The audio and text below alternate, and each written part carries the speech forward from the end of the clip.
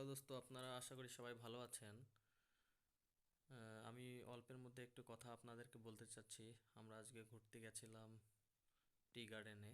তো আপনারাও আপনাদের পরিবারের সঙ্গে টি গার্ডেনে ঘুরতে যাবেন, ইয়া যে কোনো জায়গায় আপনারা ট্যুরিস্ট প্লেসগুলোতে ঘুরতে যাবেন।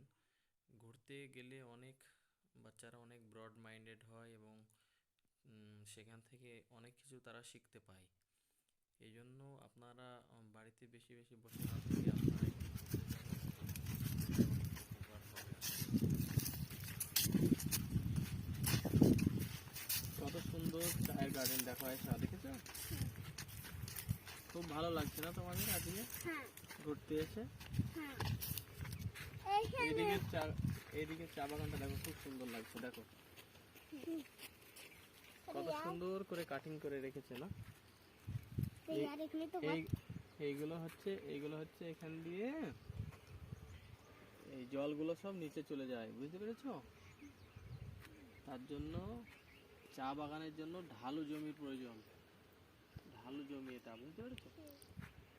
তো এই জন্য এইরকম ধারা করে নালি কেটে রেখেছে। হ্যাঁ,